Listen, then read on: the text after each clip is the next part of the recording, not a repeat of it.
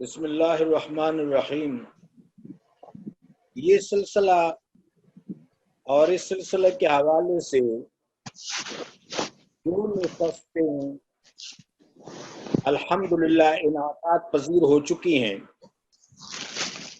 مقصد حیات شعور حیات پر گفتگو کا یہ سلسلہ ایک دو نشستوں سے جاری ہے۔ زندگی کا ایک تصور جو دراصل زندگی کا شعور یا زندگی کا تصور نہیں ہے، وہ ہماری ضروریات ہیں، وہ ہمارے حوائج ہیں۔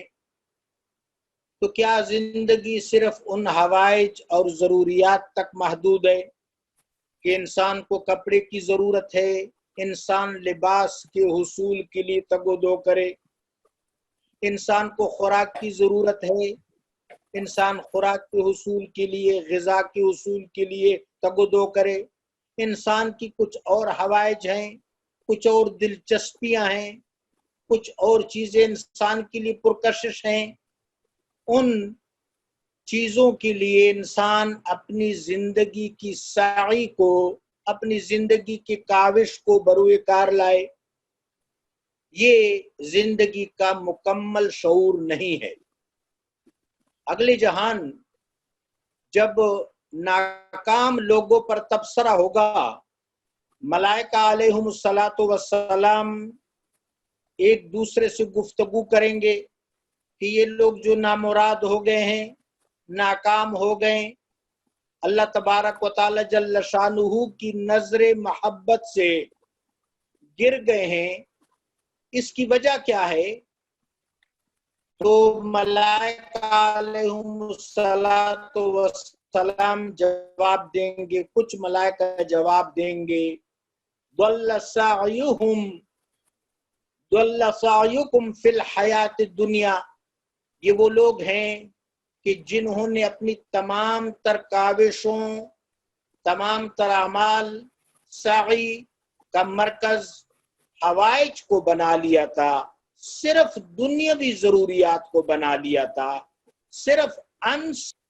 یہ ناکام لوگوں پر قرآن عظیم کا ایک تبصرہ ہے۔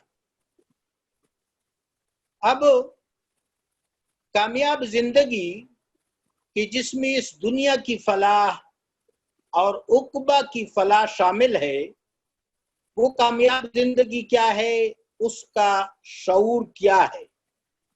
میں اس دعا سے آغاز کروں گا جو نبی کریم صلی اللہ علیہ وآلہ وبارک وسلم اکثر مانگا کرتے تھے، اور یہ دعا جس طرح امیر المؤمنین سیدنا علی کرم اللہ تعالی وجہ الکریم سے روایت ہے، آپ کے مناجات میں شامل تھی، آپ کے روٹین کے مناجات میں شامل تھی۔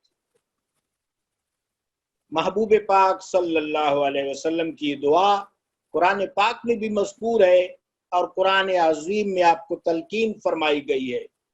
سیدنا ابراہیم خلیل الرحمن علیہ السلام کے مناجات میں بھی یہ دعائے مبارکہ شامل تھی۔ ربنا آتنا فی الدنیا حسنہ وفی الآخرۃ حسنہ وقنا عذاب النار، اے اللہ ہمیں اس دنیا میں بھی حسنہ عطا فرما اور اگلے جہان حسن عطا فرما، اور ہمیں اپنے غضب سے، اپنی ناراضگی سے اور اپنی تعذیب سے محفوظ رکھ۔ دعا پر غور کرنے کی ضرورت ہے۔ حاضرین گرامی قدر، حاضرات گرامی قدر، کہ دنیا کا بھی حسنہ مانگا جا رہا ہے دو بڑی ہستیوں کی طرف، امام الناس سیدنا ابراہیم علیہ السلام کی طرف سے، خلیل الرحمن علیہ السلام، اور سید الخلائق، سید الانبیاء والمرسلین، باعث تخلیق کائنات صلی اللہ علیہ وسلم کی طرف سے کہ اللہ ہمیں دنیا کا حسن عطا فرما، یعنی دنیا کی تمام چیزیں، خواہ ان کا تعلق فکریات سے ہے، ان کا تعلق اعمال سے ہے، ان کا تعلق ثمرات سے ہے، وہ تمام چیزیں ہمیں احسن انداز سے عطا فرما۔ ان کا حسنہ عطا فرما اور آخرت کا بھی حسنہ عطا فرما۔ تو یہ زندگی کا کامل شعور ہے جو دنیا اور آخرت دونوں کے فلاح پر اور کامرانی پر مشتمل ہے۔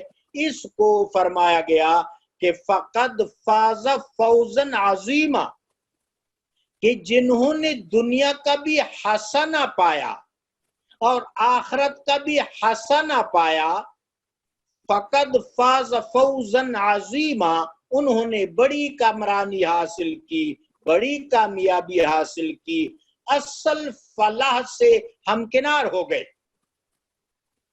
اب یہاں بات بالکل کھل گئی کہ جو مقصد حیات ہے وہ واضح ہے۔ مقصد حیات جزوی نہیں ہے۔ شعور حیات جو ہے اس کا لازمی تقاضا یہ ہے کہ مقصد حیات جزوی نہیں ہے، کلی ہے، اجتماعی ہے، اور اس کو اجتماعی طور پر مد نظر رکھنا چاہیے اور مطمع نظر رکھتے ہوئے زیر غور و زیر عمل بھی رکھنا چاہیے۔ تو گزشتہ نشستوں میں ہم نے یہ گفتگو کی کہ ہم شعور حیات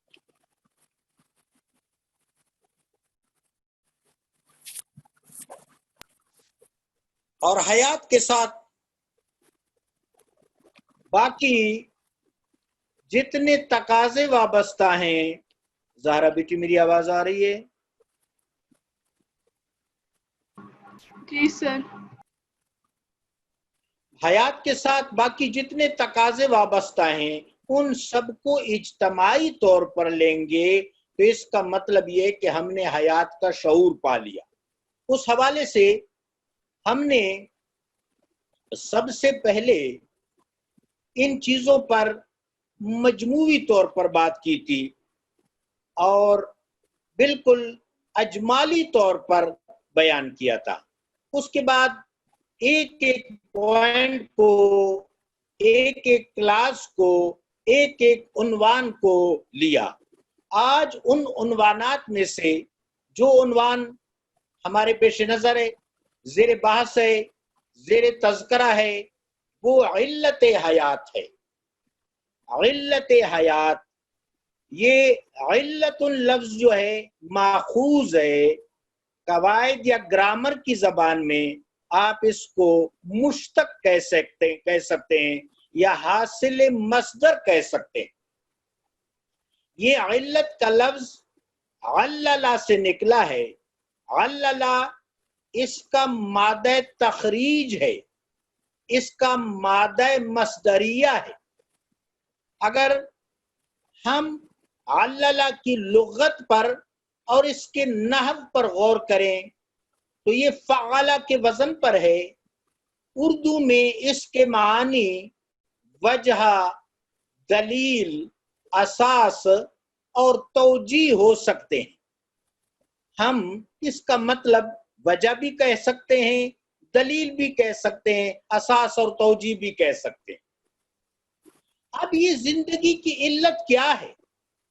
وہ کریم رب جس نے زندگی کا آغاز فرمایا، جس نے زندگی کو ابتدا بخشی، جس نے زندگی کو اعتبار بخشا، جس نے زندگی کو امکان بخشا، جس نے زندگی کو رونما کیا، جس نے زندگی کو ظہور دیا، جس نے زندگی کو شہود دیا، زندگی کا اہتمام کیا، زندگی کا بندوبست کیا، زندگی کے تمام ذرائع، وسائل اور وسائط کا بندوبست کیا، وہ حی قیوم، اس کے پیش نظر زندگی کی علت کیا ہے؟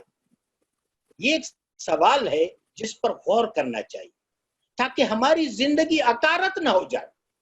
یہ بہت ضروری ہے کہ ہم خود اس بات کو سمجھیں، دل و جان سے سمجھیں، علمی درجہ پر سمجھیں، منطقی درجہ پر سمجھیں، اس کو مشربی انداز سے سمجھیں، اس کو عملی اور اشاعتی درجے پر سمجھیں، اور پھر اپنے بچوں تک اس کو منتقل کریں تاکہ زندگی کا کوئی لمحہ عکارت نہ ہو جائے، ہماری زندگی ضائع نہ ہو جائے۔ زندگی کی وقعت ہمارے پیش نظر رہے، ہم زندگی کی قدر کریں۔ قرآن عظیم بار بار آواز لگاتا ہے وما قدر اللہ حق قدرہ، تم زندگی کو تب وقعت دو گے، زندگی کو تب کارآمد کرو گے، تمہاری زندگی اکارت نہیں ہوگی، رائے گاہ نہیں ہوگی، ضائع نہیں ہوگی، جب تم اللہ کی قدر کرو گے۔ وما قدر اللہ حق قدرہ۔ لیکن اب پرابلم یہ ہے، مس فٹنس یہ ہے کہ لوگوں نے اللہ کی ایسی قدر نہیں کی جس طرح اللہ کی قدر کا حق۔ جب اللہ تبارک و تعالی جو زندگی برپا کرنے والا ہے، جو حی قیوم ہے، جو زندگی کا بدی ہے، جو زندگی کا ماحول دینے والا ہے، جو زندگی کا فاتر ہے، بدیع الحیات ہے، زندگی کی ابتدا کرنے والا، فاتر الحیات ہے، زندگی کو سنوارنے والا، اس کے فطرت کو مزین کرنے والا، اس کے ماحول کو میسر کرنے والا، اور خالق الحیات ہے، زندگی کو پیدا کرنے والا، زندگی کو ہویدا کرنے والا۔ جب زندگی کے بدی، زندگی کے فاتر، زندگی کے خالق کی ہم قدر نہیں کریں گے تو ہم سے زندگی کھو جائے گی، ہماری زندگی اکارت ہو جائے گی، ہماری زندگی ڈسکنیکٹ ہو جائے گی، جس پر قرآن تبصرہ کرتا ہے کہ زندگی اس لیے ضائع ہوتی ہے وما قدر اللہ حق قدرہ، کہ لوگوں نے ان اللہ کی ایسی قدر نہیں کی جس طرح اللہ تبارک و تعالی جل وعلا کی قدر کا حق ہے۔ کسی نے امیر المومنین سیدنا علی کرم اللہ تعالی وجہ الکریم سے پوچھا کہ امیر المومنین زندگی کب کارآمد ہوتی ہے اور زندگی کب بیکار ہوتی ہے؟ تو امیر المومنین نے بالکل مختصر جواب دیا۔ سیدنا علی کرم اللہ تعالی وجہ الکریم نے فرمایا کہ جس وقت آپ اللہ سے وابستہ ہوں گے تو آپ کی زندگی کارآمد ہو جائے گی۔ جب حی قیوم سے وابستگی اختیار کریں گے، تعلق بالخالق اختیار کریں گے، تو پھر زندگی کارآمد ہوگی، بصورت دیگر زندگی اکارت ہو جائے گی، زندگی بے مقصد ہو جائے گی۔ اب اللہ تبارک و تعالی جس کی تمام صفات برحق ہیں، خدائے کریم و جلیل الخالق ہے، ہم بہت ساری مخلوقات دیکھتے ہیں، کچھ دیکھتے ہیں کچھ نہیں دیکھتے، کچھ چیزیں ہمارے مشاہدہ میں ہیں، کچھ چیزیں ہمارے تخیل میں ہیں، کچھ ہمارے تصور میں ہیں، کچھ ہماری ایمان میں ہیں، کچھ ہمارے یقین میں ہیں۔ سب چیزیں مشاہدہ میں نہیں ہیں، کچھ چیزیں غیر مشہود بھی ہیں، ہم ان پر ایمان لاتے ہیں۔ وہ حقائق جو اللہ تبارک و تعالی جل وعلا نے اپنے انبیاء اور رسل علیہم السلام، خصوصاً خاتم الانبیاء والمرسلین، جامع الانبیاء والمرسلین صلی اللہ علیہ وآلہ وبارک وسلم، اور وحی و رسالت، خصوصاً قرآن عظیم جو جامع کتاب ہے، جو صادق کتاب ہے، جو مصدوق کتاب ہے، جو متصدق کتاب ہے، اس کے ذریعے ہم تک پہنچائی۔ وہ تمام چیزیں حقائق، وہ ابدی حقائق ہے، وہ سرمدی حقائق ہے۔ یہ تمام مخلوقات جو مشہود ہیں یا غیر مشہود ہیں، یہ مخلوقات خالق نے برپا کی۔ اس کا مطلب ہے کہ صفت الخالق میں کتنی زیادہ وسعت ہے، کتنا زیادہ تنوع ہے، کتنی زیادہ برکت ہے، کتنا زیادہ اس کا پھیلاؤ ہے، کتنا زیادہ وہ مبسوط ہے۔ اب جس وقت صفت الخالق کی یہ ساری صنعت برپا نہ ہو جائے تو اس کا مطلب یہ ہے کہ صفت الخالق کا ظہور نہیں ہوا۔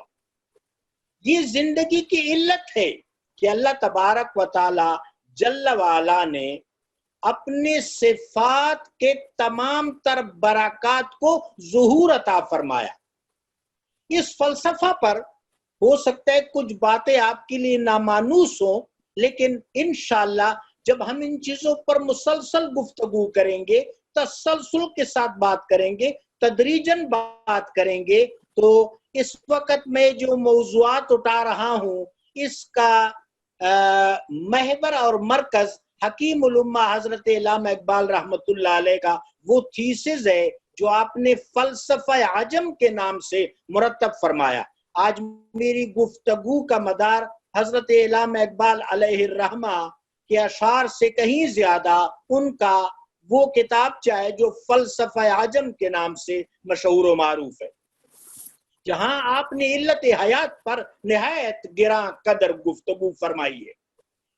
جناب فرماتے ہیں کہ اللہ تبارک و تعالی جل شانہ کی صفات نے جب رونما ہونا شروع کیا تو سب سے پہلے صفات کی تجلیات برپا ہوئی، پھر تجلیات کے انوارات برپا ہوئے، پھر ان انوارات کے برکات رو پذیر ہوئے، ان برکات کے نتیجے میں بروزات، بروز عکس کو کہتے ہیں، ظل کو کہتے ہیں، سایہ کو کہتے ہیں۔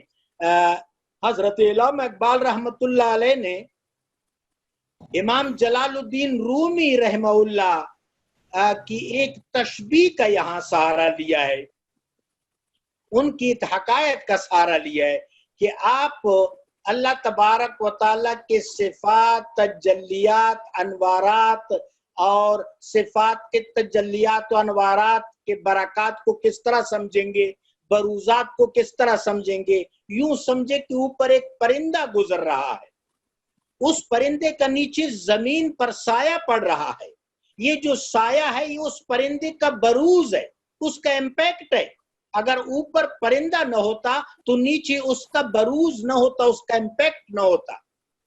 اس طرح اگر کوئی پرندہ پانی پر گزر رہا ہے تو پانی میں اس کا عکس رونما ہو رہا ہے۔ اس طرح ہم جب آئینے کے سامنے کھڑے ہوتے ہیں تو آئینے میں ہمارا عکس ریفلیکٹ ہوتا ہے، یہ ہیں بروزات۔ تو یہ جتنی مخلوقات ہیں اللہ تبارک و تعالی جل شانہ کی صفات کی تجلیات، صفات کے انوارات اور صفات کے برکات کے مرہون منت ہیں، اور یہ مخلوقات بروزات کہلاتی ہیں۔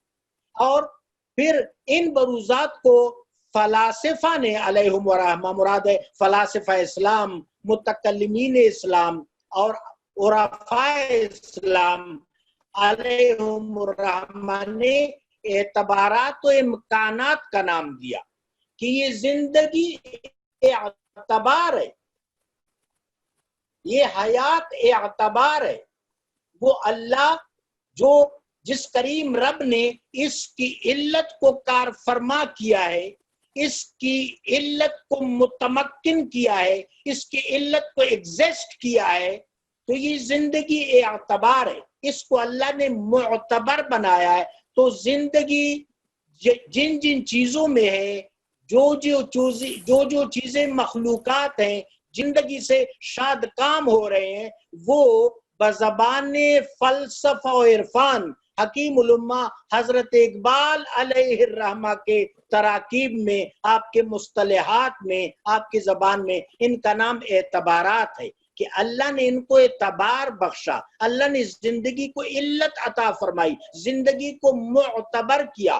دوسرا، یہ زندگی ممکن ہے، یہ تمام مخلوقات ممکنات ہیں، اللہ نے ان کو متمکن کیا، اللہ نے ان کو ممکن کیا۔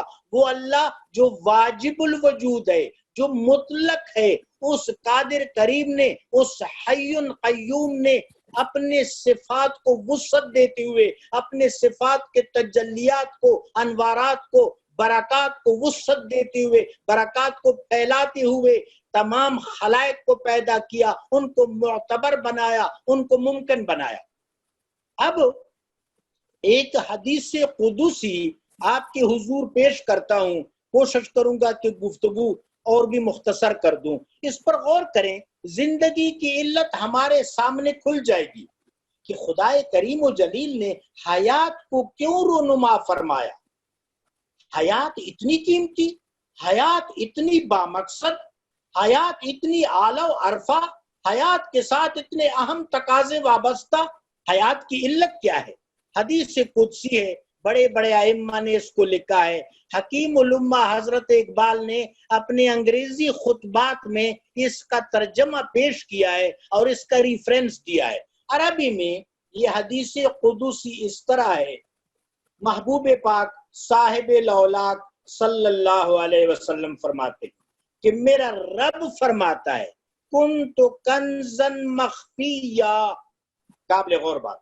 کنت کنزن مخفیہ، میں محبت کا چھپا ہوا خزانہ تھا. میں حجاب میں اللہ تبارک و تعالی جل وعلا کی ذات محجوب ہے.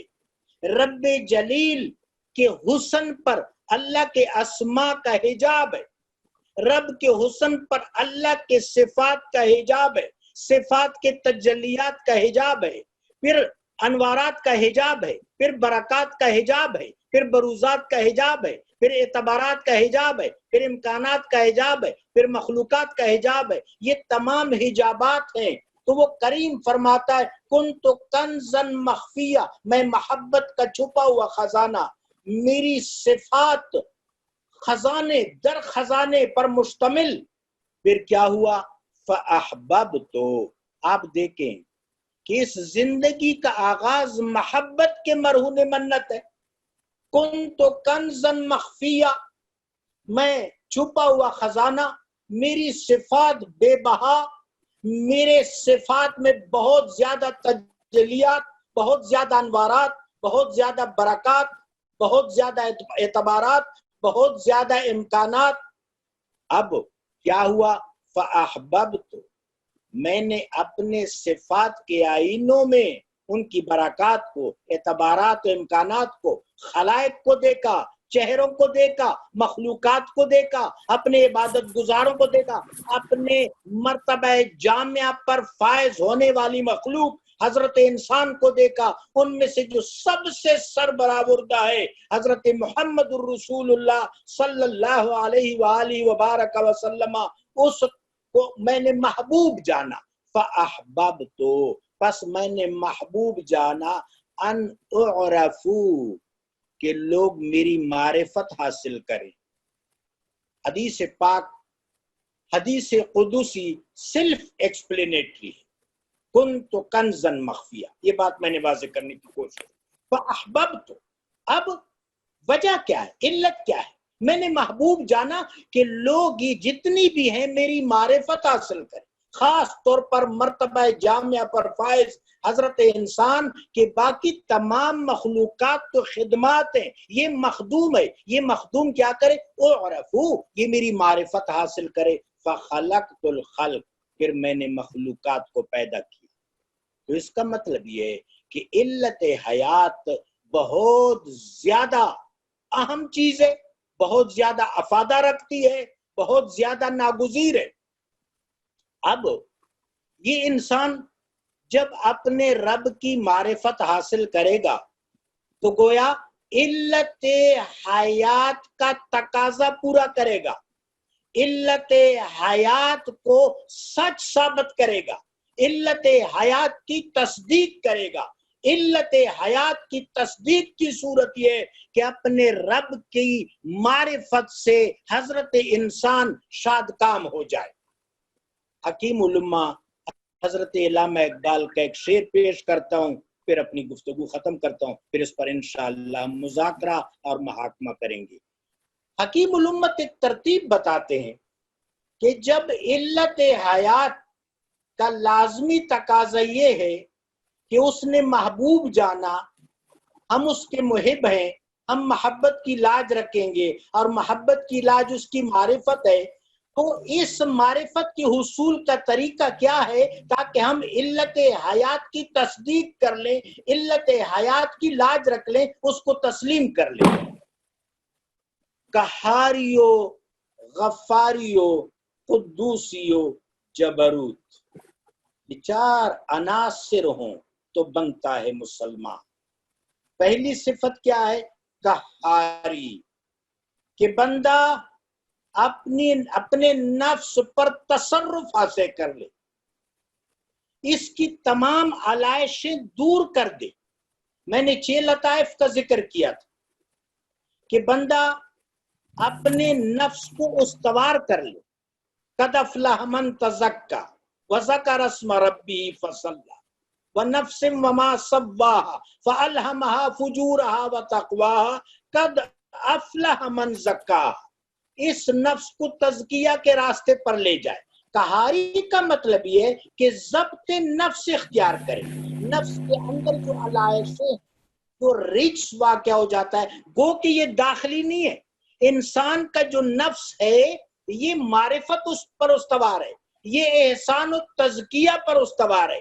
اس میں شیطان اپنے وسواس کے ذریعے، اپنے خطوات کے ذریعے خارج سے اس کو ڈسٹرائے کرنے کی اور ڈسٹرکٹ کرنے کی کوشش کرتا ہے. جبلت پر اثر انداز ہو کر اس کو خراب کرنے کی کوشش کرتا ہے. حکیم الامت کلیہ بتاتے ہیں کہ سب سے پہلے نفس کے تصدیہ سے اپنے آپ کو مجتنب کرنا ہے، اپنے آپ کو ریفرین کرنا ہے، اپنے آپ کو الگ کرنا ہے، ضبط نفس حاصل کرنا ہے اور اچھی چیز کا انتخاب کرنا ہے، بری چیز سے اغماض کرنا ہے، حلال کا انتخاب کرنا ہے، حرام سے پرہیز کرنا ہے. یہ قہاری کی صفت ہے. اس کے بعد کیا؟ غفاری. کہ پھر یہ جو ضبط نفس حاصل ہو گیا ہے، یہ جو تزکیہ حاصل ہو گیا ہے، یہ جو احسان حاصل ہو گیا ہے، اگر میں کرنل نوید صاحب کی زبان میں بات کروں کہ یہ صحبت کے ذریعے، تربیت کے ذریعے، تعلیم کے ذریعے، عرفان کے ذریعے جو برکات حاصل ہو گئی ہیں، ضبط نفس میسر آ گیا ہے، اصلاح ہو گئی ہے، ہم نے فکر و عمل کی روشنی حاصل کر لی ہے، اس کو اپنے تک نہیں رکھنا. غفاری، اس کو پھیلانا ہے، اس کی سخاوت کرنی ہے، اس کو خوب پھیلانا ہے، ہر ایک تک پہنچانا ہے، اس کو تقسیم کرنا ہے، اس کو نچھاور کرنا ہے. اس کے بعد کیا؟ ہمارے پاس کیسا معاشرہ پیدا ہوگا؟ قہاری و غفاری کے نتیجے میں جو معاشرہ پیدا ہوگا وہ قدوسی ہوگا، وہ صالح معاشرہ ہوگا، وہ تقدس ماب ہوگا، وہ تطہیر الماب ہوگا، وہ اصلاح پذیر ہوگا، وہ نورانی ہوگا.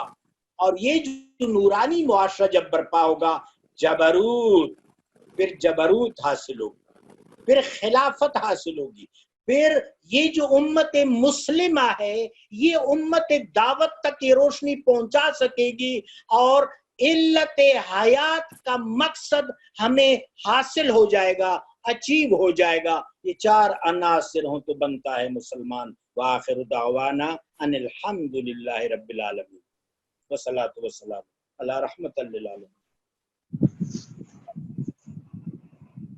ماشاءاللہ زبردست. زید صاحب اشفاق بول رہا ہوں. میرا اس میں ایک بات تھی کہ اس میں اس پر بھی اگر آپ تھوڑا سا اس پر تھوڑی سی اپنی روشنی ڈالیں کہ وہ جو آیت ہے قرآن پاک کی کہ ان لوگوں جیسے نہ ہو جانا جنہوں نے خدا کو بھلا دیا، تو خدا نے انہیں بھی بھلا دیا، خود ان کا اپنا آپ بھلا دیا. اور یہ جو ہے فاسق لوگ ہیں. تو فسق جو ہے وہ ایک بہت ایسی ایلیمنٹ ہے جو کہ انسان میں نہیں ہونا چاہیے. اور دوسری ایک اور آیت جو کہ جو ہے سورہ ملک کی ہے، آیت نمبر 2 ہے شاید، کہ اسی نے موت اور زندگی کو پیدا کیا تاکہ تمہاری آزمائش کرے کہ تم میں کون اچھے عمل کرتا ہے. تو یہ جو ہے دنیا کے اندر جو بیسیکلی علت ہے وہ اس کے ریفرنس سے بھی ہے. بہت خوبصورت بات، بہت خوبصورت محاکمہ. رب جلیل فرماتے ہیں وَلَا تَكُونُوا كَالَّذِينَ نَسُوا اللَّهَ فَأَنسَاهُمْ أَنفُسَهُمْ.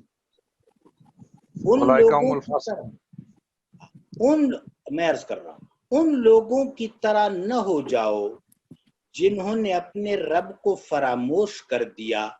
جب اپنے رب کو فراموش کر دیا تو اپنی نفس کی حقیقت کو فراموش کر دی اور پھر فاسق ٹھہرے. لفظ فاسق پر آپ نے بہت خوبصورت توجہ دلائی، اللہ آپ کو جزائے خیر عطا فرمائے. یہ فاسق کون ہے؟ فسقہ یہ فعلہ کے وزن پر ہے. فسقہ کا لفظی مطلب ہوتا ہے عہد کو توڑنا، رابطہ کو توڑنا. ابھی دوران گفتگو میں نے حضرت کمیل بن زیاد کے ایک استفسار کا حوالہ دیا جنہوں نے سیدنا علی کرم اللہ تعالی وجہ الکریم سے پوچھا کہ انسان کی زندگی کیوں کر عکارت ہو جاتی ہے اور کیوں کر افادہ کی متحمل ہو جاتی ہے؟ تو ہاں جناب نے فرمایا کہ جب آدمی اللہ سے وابستہ ہو جائے تو اس کی زندگی بامقصد ہو جاتی ہے، اور جب اللہ سے غیر مربوط ہو جاتا ہے، جب اس کا اتصال ٹوٹ جاتا ہے تو اس کی زندگی عکارت ہو جاتی ہے۔ فاسقون ان لوگوں کو کہتے ہیں جنہوں نے فسق کا ارتکاب کیا۔ فاسقین الذین ینقضون بما عاہد، فاسقین الذین ینقضون کہ فاسقین وہ لوگ ہیں جو اس عہد کو توڑتے ہیں جس کے بارے میں اللہ پاک نے حکم دیا ہے کہ اس کو حاصل کریں، اس کو متصل کریں، اس کو موصول کریں، اس کو جوڑیں۔ تو دراصل جس وقت آدمی اللہ کو بھول جاتا ہے تو اس کا مطلب یہ ہے کہ اپنے نفس کی سرشت سے اور عرفانی جبلت سے وہ معزول ہو گیا، اس صورت میں اس کی زندگی عکارت ہو جاتی ہے۔ اور اگلی بات جو آپ نے فرمائی، تبارک الذی بیدہ الملک وہو علی کل شیء قدیر للذی خلق الموت والحیات۔ حکیم الامہ حضرت اقبال علیہ الرحمہ تسلسل حیات کے قائل ہیں۔ آپ فرماتے ہیں حیات از ابتدا تا انتہا است۔ محترم اشفاق بھائی، میں نے کوئی 15-16 پوائنٹس بنائے تھے، مجھے یقین ہے ہمارے ڈاکٹر محسن صاحب نے، ہماری بچی زہرا نے آپ تک پہنچائے ہوں گے انشاءاللہ۔ اس میں تسلسل حیات کا یہ سفر، یہ موضوعات جاری رہیں گی۔ جو آخری منزل ہے وہ بقا ہے، کہ جس وقت اللہ تبارک و تعالی جل شانہ کے حسن کا دیدار ہوگا، اللہ کے صفات کے محاسن کا دیدار ہوگا، تو یہ لامتناہی ہوگا۔ تو حکیم فرماتے حیات از ابتدا تا انتہا۔ اب یہاں تسلسل حیات کی ایک رونق افروزی اور ایک جلوہ ملاحظہ کیجئے کہ وہ کریم فرماتا ہے تبارک الذی بیدہ الملک وہو علی کل شیء قدیر للذی خلق الموت۔ موت کو اللہ نے مخلوق کہا اور زندگی سے پہلے مخلوق کہا۔ خلق الموت والحیات، اللہ نے موت کو مخلوق کیا، زندگی کو مخلوق کیا۔ ایکم احسن عملا، اور تسلسل حیات سے تم تب شاد کام ہو سکتے ہو جب تمہارے اعمال احسن ہوں گے، جب تم حسن ازل کے ساتھ تدابق اور توافق اختیار کرو گے، اتصال اختیار کرو گے۔ زندگی کا یہ فلسفہ نہایت خوبصورت ہے کہ جس نے زندگی کو دوام بخشا، زندگی کو تسلسل بخشا، زندگی کو اعتبار بخشا، زندگی کو امکان بخشا، ہم اس کی معرفت حاصل کریں۔ جب اس کی معرفت حاصل ہو جائے گی تو قلب بینا ہوگا، عقل اپنا کام کرے گی، روح متجلی ہوگی، اور انسان کا وجدان عشق کا متحمل ہوگا، اور انسان کا نفس معرفت سے مالا مال ہوگا۔ بہت خوبصورت بات آپ نے کی، ماشاءاللہ۔ جزاک اللہ خیر سر۔ علامہ صاحب، میرا ایک آپ سے کویسچن ہے، آپ میری آواز سن پا رہے ہیں؟ بالکل آپ کی آواز آ رہی ہے جناب۔ اچھا سر، اس میں جو علت کا جو کانسیپٹ نارمل طور پہ سمجھا جاتا ہے وہ کازیشن کا سمجھا جاتا ہے کہ وجہ کیا ہے یا وجود کیا ہے، لیکن جو آپ کا ماشاءاللہ خطاب ہے اس سے جو چیز سامنے آئی ہے وہ کانسیکوینشل ہے، ناٹ کازیشن، کہ وہ جو پوری آپ نے ترتیب بیان کی تجلیات سے جو شروع ہوتی ہے بات اور جو عکس پہ جا کے ختم ہوتی ہے، تو وہ ایز اے کانسیکوینس ٹو سارا کچھ ہے، اور اس کو اویل کرنے کے لیے آپ نے ضبط نفس اور صحبت والا جو معاملہ کیا، پھر آپ قدوسی اور جبروت والا جو مقام ہے وہ حاصل کر سکتے ہیں۔ کیا میری یہ انٹرپریٹیشن ٹھیک ہے آپ کی نظر میں؟ بالکل آپ نے بجا فرمایا۔ جو آپ نے بات فرمائی وہ بھی فلاسفہ یونان، ہمارے حکماء یہ کہتے ہیں کہ جو یونان کا تفلسف ہے یا بعد میں جدید تفلسف جو مغرب کا ہے، یہ جزوی طور پر مسلم آیا ہے۔ کرن صاحب یہ بات قابل غور ہے۔ ٹھیک ہے۔ حکیم الامہ حضرت اقبال علیہ الرحمہ بھی جزوی طور پر اس کی تصویب فرماتے ہیں کہ فلسفی یونان نے کلی طور پر نہ صحیح، چونکہ الہامی برکات ان کو میسر نہیں تھی، ان کو الہامی برکات میسر نہیں تھی، لیکن جزوی طور پر انہوں نے آیان ثابتہ اور آیان خارجہ کی اچھی شرح فرمائی۔ اس طرح جو فلسفہ جدید ہے، مغربی فلسفہ جو مادی فلسفہ بھی کہلایا جاتا ہے، جزوی طور پر یہاں سے بھی کچھ اچھی چیزیں میسر اور مہیا ہو رہی ہیں۔ اس لیے ہم ان چیزوں وہ جو حکیم کیا فرماتے ہیں، مسلمان کو مسلمان کر دیا طوفان مغرب نے کہ تلا تم ہائے دریا ہی سے ہے گوہر کی سیرابی۔ یہ تمام چیزیں جزوی سطح پر ایک اعتبار و امکان فراہم کر رہی ہیں، لیکن اگر کرن صاحب تک میری آواز پہنچ رہی ہے کیا؟ جی بالکل سر، آ رہی ہے سر، آ رہی ہے۔ آپ کی تصویر مبارک غائب ہو گئی تھی، اس لیے مجھے خدشہ ہوا۔ اصل میں نہیں، یہ آ رہی ہے۔ انسٹرومنٹ کے استعمال پر مجھے اتنی قدرت نہیں ہے، اس لیے آپ کو سب کو میں ڈسٹرب کرتا رہتا ہوں، جس کے لیے آپ سے معذرت خواہ ہوں۔ آ رہی سر آواز آپ؟ ہمارے حکمان میں اس وقت ابن رشد رحمۃ اللہ علیہ نے بڑی عمدہ بات فرمائی ہے، حضرت ابن رشد رحمہ اللہ، وہ ہدایت المجتہد، یہ ان کی بڑی پیاری کتاب ہے۔ اگر اس کا کہیں ترجمہ ہوا ہے تو میں آپ روح ملت اور روح فورم کے ہر کارکن کے لیے اس کتاب کو ریکمینڈ کروں گا۔ ہدایت المجتہد اس کا ٹائٹل ہے۔ اس میں جناب ابن رشد رحمۃ اللہ علیہ نے فلسفہ اور تصوف کے درمیان امتزاج پیدا کرنے کی کامیاب کوشش فرمائی ہے۔ اللہ ان کو اجر خیر عطا فرمائے، ان کو ہدیہ تبریک۔ وہ فرماتے ہیں علت، معلول، تعلیل۔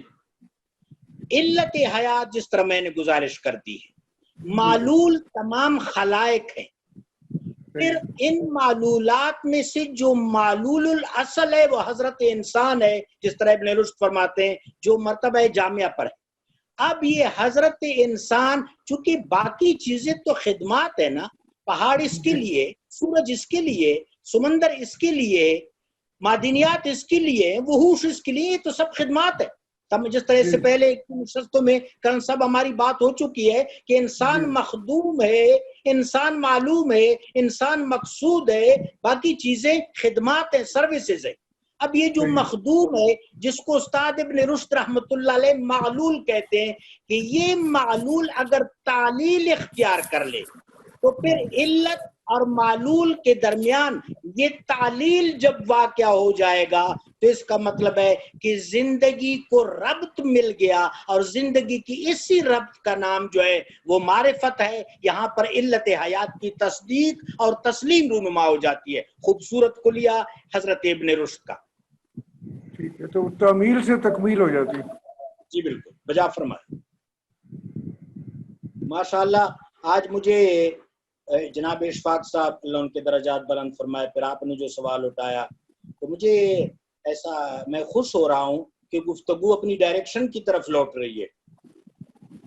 جی بالکل ایسا ہی ہے۔ سر آپ نے ایک ارشاد فرمایا، جو قہاری و غفاری و جبروت کی بات جو کر رہے ہیں، اسی نظم میں علامہ جو فرماتے ہیں کہ یہ راز کسی کو نہیں معلوم کہ مومن قاری نظر آتا ہے حقیقت میں قرآن، تو اس کو ہم اس سے کیسے لنک کرتے ہیں علت کے ساتھ؟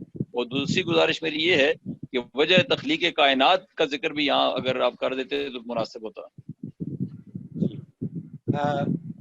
جو آپ نے سوال فرمایا، امت میں ایک ہستی گزرے ہیں جن کو قرآن ناطق کہا جاتا ہے۔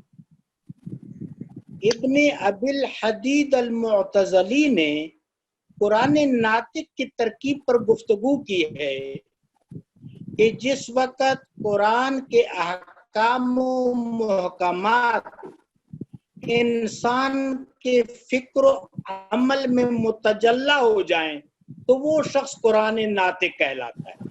میرا خیال ہے کہ حکیم الامت نے یہاں اس شعر میں اس طرف اشارہ کیا۔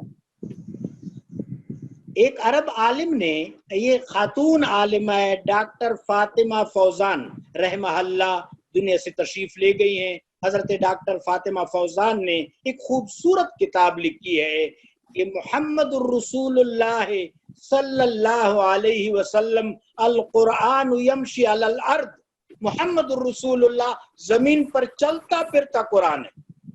ام المومنین حضرت عائشہ صدیقہ رضی اللہ تعالی عنہ سے جب کسی نے فرمایا کہ حضور کے اخلاق کیا تھے تو آپ نے فرمایا کان خلقہ القرآن۔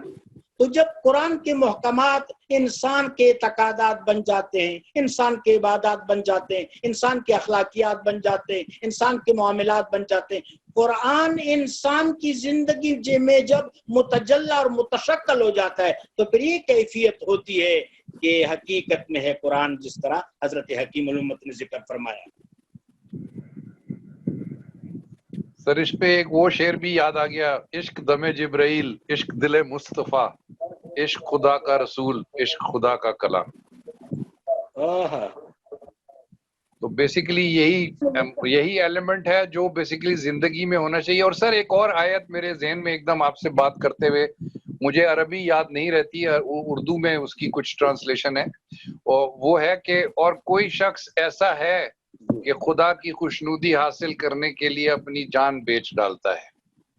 تو یہ بھی میرا خیال ہے اس ریفرنس میں کہ مقصد جو ہے حیات کا جو ہے اس کے پوائنٹ آف ویو سے تو یہ بہت ہی ضروری سوال ہے۔ اللہ نے پوچھا ہے کہ کوئی ہے تو بن کے دکھانا بھی ہے سر، تو وہ ہے ذوق تجلی بھی اسی خاک میں پنہا، غافل تو میرا صاحب ادراک نہیں ہے۔ تو یہ بھی اس سے میرا خیال ہے ریلیونس میں آتی ہے بات جو کہ ایسا ہی ہے۔ دیکھیں تب تغی مرضات اللہ، ایسی بھی ہیں جو اللہ کی مرضی حاصل کرنے کے لیے جان سے گزر جاتے ہیں۔ بس یہی فلسفہ حکیم الامت کا کمال یہ ہے کہ آپ کے اشعار میں قرآن کی تفسیر جو ہے وہ بالکل اس طرح چمکتی ہے، دمکتی ہے، جس طرح آسمان پر فضائے نیلگوں میں ستارے اور کواکب چمکتے۔ آپ قرآن عظیم کے آیات میں سے، تفسیر میں سے، تعبیر میں سے نور کا ایک بقعہ بنا کر، نور کا ایک مرقع اور مرصع بنا کر ہمارے سامنے پیش کرتے ہیں۔ اور کیا وہ چومی گویم مسلمانم بلرزم کے دانم مشکلات لا الارا، اور کسی کا شعر ہے، حضرت کا تو نہیں ہے، بڑا پیارا شعر ہے کہ یہ قدم قدم قیامت، یہ سواد کوئے جانا، جس سے زندگی ہو پیاری وہ یہاں سے لوٹ جائے۔ دیکھیں نا قرآن عظیم میں کریم رب کا ارشاد ہے کہ ان اللہ اشتری من المؤمنین بانفسہم واموالہم، اللہ تبارک و تعالی نے اپنی رضا کے بدلے مومنوں کی زندگی اور ان کے مال خرید لیے، سودا ہو گیا کہ ہم اپنے مال اور اپنی زندگیاں اللہ کی محبت میں تج دیں گے۔ حکیم الامہ حضرت علامہ اقبال رحمۃ اللہ علیہ اپنی تمام کتابوں میں بڑا خوبصورت شعر مجھے زبور عجم سے یاد آ گیا ہے، من بحضور تو رسم باغ و بہار ای چنی، اے اللہ جب میں آپ کے دربار میں پہنچوں گا باغ و بہار سے تو تب شاد کام ہوں گا، یہ زندگی بڑھتی چلی جائے گی حتیٰ کہ مجھے تیرے دیدار کا کمال حاصل ہو جائے گا۔ یا ایھا الانسان انک کادح الی ربک کدحا فملاقیہ، عید نظارہ ہے شمشیر کا عریاں ہونا۔ تو یہ جو ابتلا، دیکھیں اشفاق بھائی بڑی عمدہ گفتگو ہو رہی ہے، میں اصل میں یہ جو آپ نے جو کنٹریبیوشن دیا ہے اس نے میرا وزن اور میرا احساس جو ہے بڑا جوان کر دیا ہے۔ انشاءاللہ یہ گرمی، یہ حرارت ہمارے بچوں تک پہنچے گی۔ حکیم الامت کا کلام نسل نو کی بڑی ضرورت ہے، اے اللہ ہمیں اس قابل بنا کہ اس کلام کی برکات اپنے بچوں تک پہنچا سکیں۔ آمین الہی آمین۔ سر آگ اس کی وہ ہے نا شعر، آگ اس کی پھونک دیتی ہے برنا ہو پیر کو، لاکھوں میں ایک بھی ہو اگر صاحب یقین۔ تو اور ہوتا ہے کہ وہ دشت میں پیدا کبھی کبھی وہ مرد جس کا فقر حذف کو کرے نگی۔ تو کیا بات ہے سر، مطلب اللہ تعالیٰ ہمیں اس منزل پر پہنچائے جہاں پہ کہ ہم کنٹریبیوشن کر سکیں۔ آپ ماشاءاللہ مجھے اندازہ ہو رہا ہے کہ آپ حضرت سے وابستہ ہیں۔ ایک چیز آپ یقین جانیں حکیم الامت کا یہ کمال آپ زعماء اسلام کو پڑھتے ہوں گے، مشاہیر اسلام کو پڑھتے ہوں گے، شیوخ اسلام کو پڑھتے ہوں گے، بحیثیت طالب علم مجھے ایسا نظر آتا ہے کہ حکیم الامت جن لوگوں سے خوشچینی رکھتے ہیں، جن سے آپ بہت زیادہ متاثر ہیں، ان کے فکر کو بھی مزید پروگریسو اور پالش کرنے کی کوشش کرتے ہیں۔ حکیم الامت علیہ الرحمہ کے ہاں کہیں یاسیت نہیں ہے، آپ مجھ سے اتفاق فرمائیں گے؟ بالکل ایسی بات ہے سر۔ اردو کلام ہے، آپ کا فارسی کلام ہے، سخت حالات درماندہ شب میں لے کے نکلوں گا اپنے کارواں کو، شرر فشاں ہوگی آہ میری، نفس میرا شعلہ بار ہوگا۔ کیا بات ہے سر۔ اور اسی بات پر سر آپ کی معذرت چاہ رہا ہوں بات کاٹتے ہوئے، کہ جس سے خدا اپنی رضا پر چلنے والوں کو نجات کے راستے دکھاتا ہے اور اپنے حکم سے اندھیرے میں سے نکال کر روشنی کی طرف لے جاتا ہے، یہی بات ہے نا سر۔ وہ علامہ یہی کرتے ہیں کہ آپ کے پاس جو بھی آپ کی سوچ ہے اس سے ڈائریکٹلی مخاطب ہو کے اس کو فردر پالش کر کے اور اسی ڈائریکشن میں ویژن میں لے جاتے ہیں اور سیدھا رستے پہ چلاتے ہیں۔ سبحان اللہ، سبحان اللہ۔ ایک دو شعر یاد آ گئے ہیں۔ یاسیت پر ہم بات کر رہے تھے کہ حکیم الامہ یاسیت برطرف ہیں اور امید کے ٹارچ بیئرر ہیں، امید کے ٹارچ بیئرر۔ آپ کے ہاتھ میں لوائے امید ہے، لوائے یقین ہے۔ فرماتے ہیں وادی عشق بسے دور و درازست ولے، تے شود جادے 100 سالہ بآہے گاہے۔ عشق کی وادی گو کی دور ہے، لیکن کبھی کبھی اگر یقین ہو، امید ہو تو 100 سال کا فاصلہ ایک دم میں طے ہو جاتا ہے۔ اور فرماتے ہیں جوہد کن نہ در طلب کوش، بڑا خوبصورت شعر آپ اہل ذوق کے نظر کرتا ہوں۔ در طلب کوش، میں اس پیرائے میں اپنے بچوں کو بھی پیغام پہنچانا چاہتا ہوں آپ کے توسط سے۔ حکیم فرماتے ہیں در طلب کوش مدے دامن امید زدست، دولت ہست کے یابی سرے راہ گائے۔ طلب کرتے رہو، مدے دامن امید زدست، امید کا دامن نہ چھوڑو، دولت ہست کے یابی سرے راہ گائے۔ اس صراط مستقیم پر چلتے رہو گے تو یہ دولت ضرور نصیب ہوگی۔ بے شک سر، کبھی دریا سے مثل موج ابھر کر، کبھی دریا کے سینے میں اتر کر، کبھی دریا کے ساحل سے گزر کر، مقام اپنی خودی کا فاش در کر، خودی کا فاش در کرتے جائے سر، جستجو کرتے جائے کاوش۔ بالکل۔ علامہ یعقوب ہاشمی کا نام سنا ہوگا، ان کا ایک خوبصورت جملہ آپ کی حضور پیش کرتا ہوں۔ وہ فرمایا کرتے تھے حکیم الامت برگد کا وہ شجر سایہ دار ہے کہ جب بھی کوئی اسلامی کارواں چلے گا اس درخت کے سائے کے نیچے سستا کر آگے گزرے گا۔ کچھ اور اب یہ تو اشفاق بھائی تو اہل علم میں سے ہیں، کرنل نوید صاحب اہل علم میں سے ہیں، ہماری بچی شکریہ تشریف لائے تھے، باقی طلباء ہیں۔ طلباء اکرام کو میں چاہتا ہوں کہ ان میں گدگدی پیدا ہو جائے۔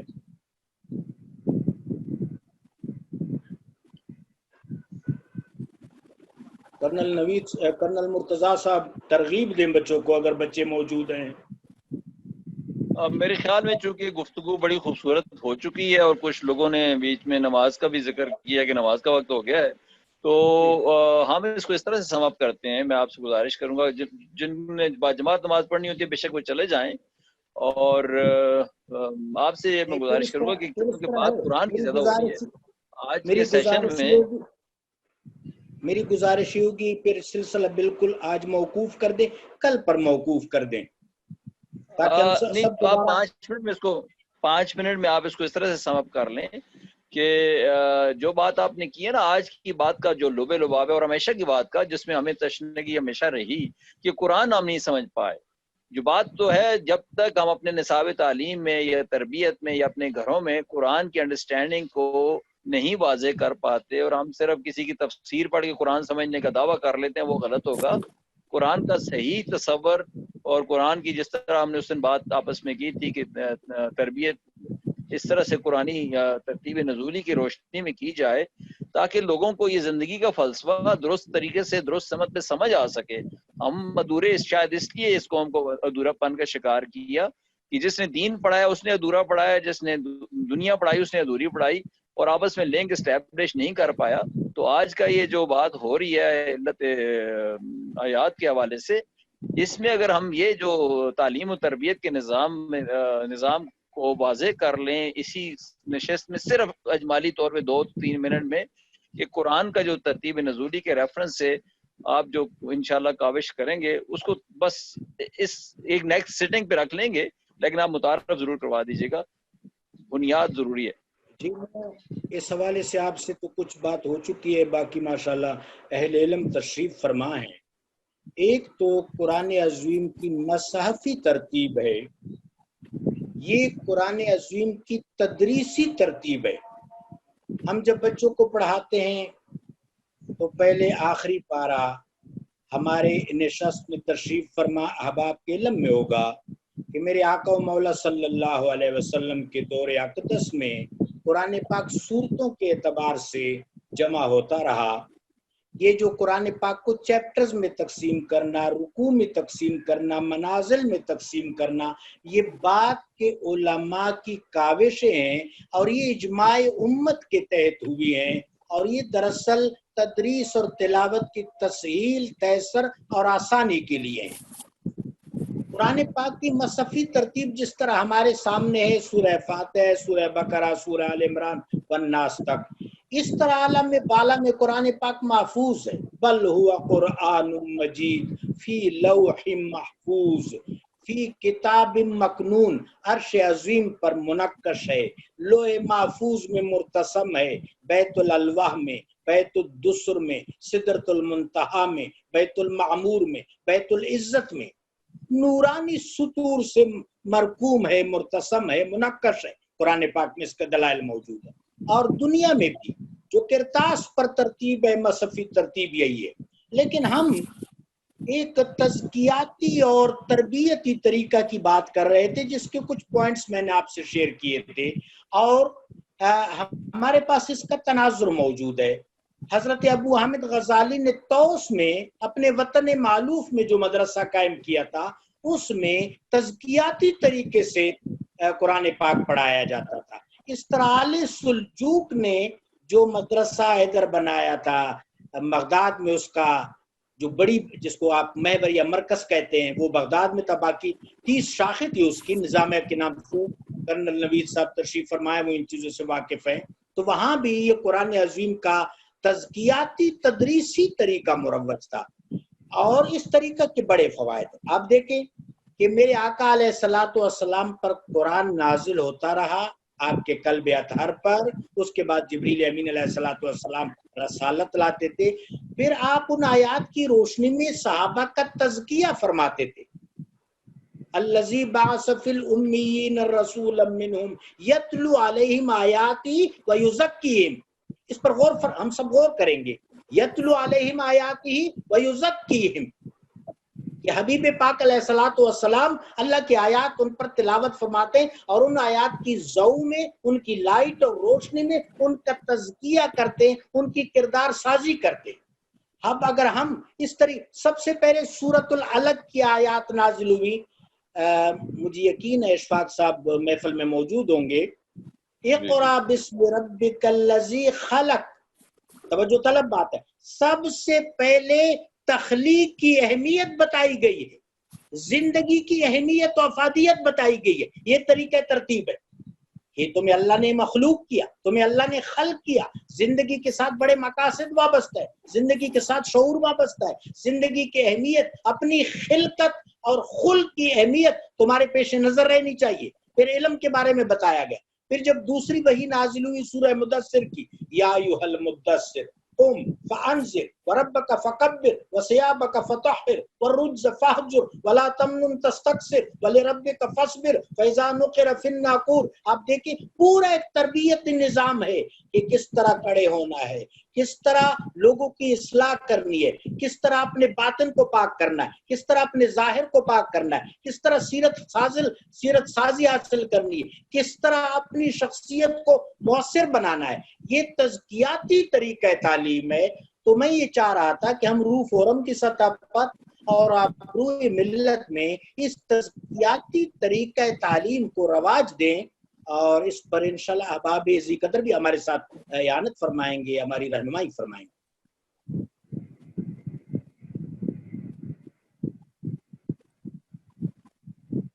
جی میرے خیال میں بہت اچھی گفتگو ہو چکی ہے. آپ سب کا شکریہ، اور اگر کوئی سوال ہے تو پلیز آپ سوال کر سکتے ہیں ابھی بھی.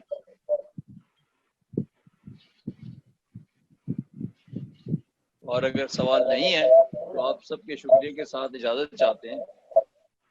فی امان اللہ. جزاکم اللہ. جزاک اللہ.